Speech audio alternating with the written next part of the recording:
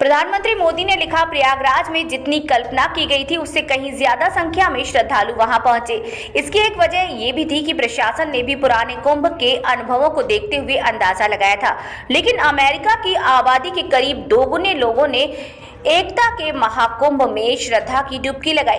प्रयागराज में 45 दिनों तक चले महाकुंभ मेले का समापन हो गया है। इस आयोजन में करोड़ों की संख्या में श्रद्धालुओं ने आस्था और भक्ति के साथ त्रिवेणी संगम में स्नान किया। महाकुंभ मेला के समापन पर प्रधानमंत्री नरेंद्र मोदी ने गुरुवार को कहा कि एकता का महायज्ञ पूरा हो गया है।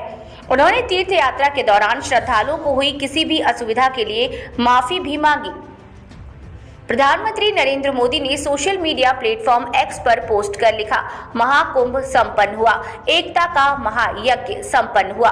प्रयागराज में एकता के महाकुंभ में पूरे 45 दिनों तक जिस प्रकार 140 करोड़ देशवासियों की आस्था एक साथ एक समय में एक पर्व से आकर जुड़ी, वो अभिभूत करता है। पीएम मोदी ने कहा कि मैं जानता हूं इतना विशाल आयोजन आसान नहीं था। मैं प्रार्थना करता हूं मां गंगा से, मां यमुना से, मां सरस्वती से, हे मां हमारी आराधना में कुछ कमी रह गई हो तो क्षमा कीजिए।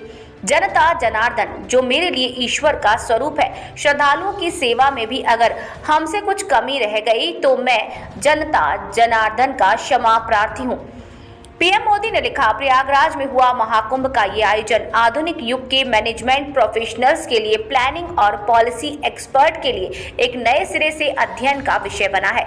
आज पूरे विश्व में इस तरह के विराट आयोजन की कोई दूसरी तुलना नहीं, ऐसा कोई दूसरा उदाहरण भी नहीं है। पूरी दुनिया हैरान है कि कैसे एक नदी तट पर त्रिवेणी संगम पर इतनी बड़ी संख्या में, करोड़ों की संख्या में लोग जुटे। इन करोड़ों लोगों को न औपचारिक निमंत्रण था और न ही किसी समय पर पहुंचना है। उनकी कोई पूर्व सूचना भी नहीं थी। बस लोग महाकुंभ चल पड़े और पवित्र संगम में डुबकी लगाकर धन्य हो गए।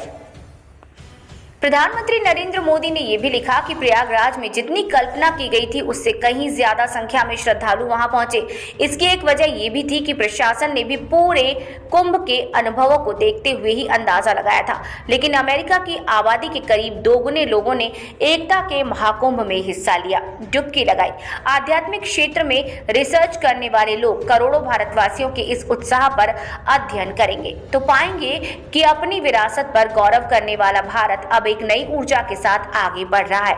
मैं मानता हूं ये युग परिवर्तन का युग है और परिवर्तन की वो आहट है जो भारत का नया भविष्य लिखने जा रही है।